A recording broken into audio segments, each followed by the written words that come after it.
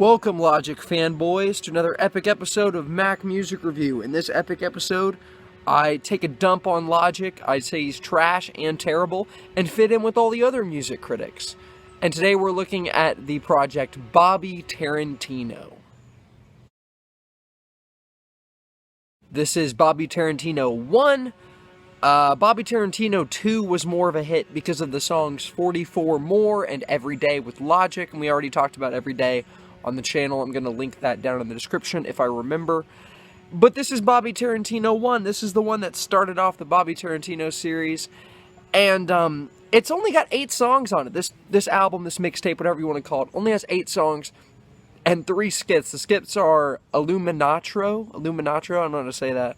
A word from our sponsor, which is this really comedic thing of this Logic superfan, like trying to... I think it's 2 guys. I think there's one that's like a Logic superfan and the other guy who like doesn't like Logic, and they're... I don't remember. I don't remember exactly the narrative. It's a little bit confusing. But it's basically a song that shows like the crazy Logic fanboys. And Logic makes fun of his... because he's known for having a notorious fan base. And it just kind of makes fun of the fan base, which is pretty funny. Even if I don't know if all of it is intentional, it does do that. It serves that goal. And then you have Studio Ambience at Night, which is like an interlude track that actually contains music and the hook from the last song on Everybody, which is the next album we're talking about on the channel. So that's kind of cool.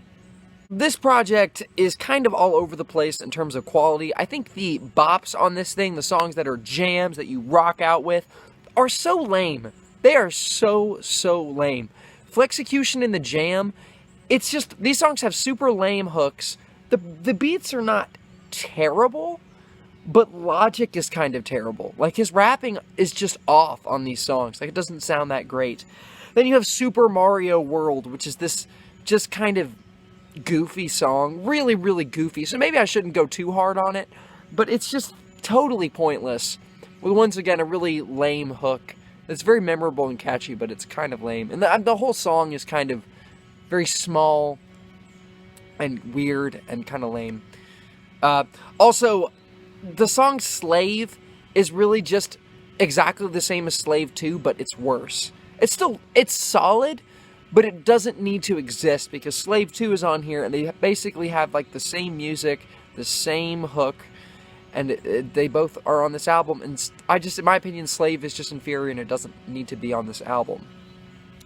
Also, Deeper Than Money, Logic's flow is so blatantly ripping off Kendrick Lamar that it's just a little bit cringy. Even though the lyrics and the beat themselves are not bad, it's flat out imitation, and for that reason, I'm not really jamming with this song. Even with these complaints, I think about half of this album is actually pretty solid. Like, Slave 2, for example, is a great song. The music and the progression... I have the song downloaded on my phone. I don't download a lot of songs on my phone. But this one gets me, man. And the production is really good. Logic's rapping is really good. His verses are good. The progression, the intensity at the end of the song... like the sped up music and the vocals and just the whole vibe of the song is extremely successful. It works very well.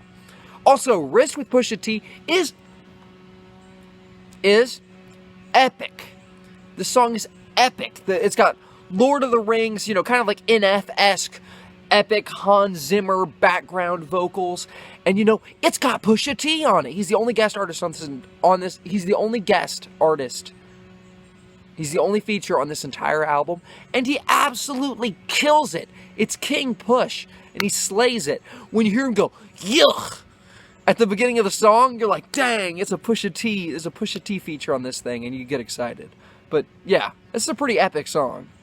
And then you have 44 Bars, which is possibly the best Logic song ever. This song has a very simple beat. It's literally just like a sample, and then a very simple snare, but Logic's verses hit so hard. I don't even think this song has a chorus. It's just rap Logic going off at this just very simple production, but super effective sample, and just working this way through the song and the progression, and it just gets me, man. This is a fantastic song. Fantastic song. Amazing song. So really, the whole project, I think, is worth, you even if you don't like the album, you gotta listen to the song, man. This is a killer song.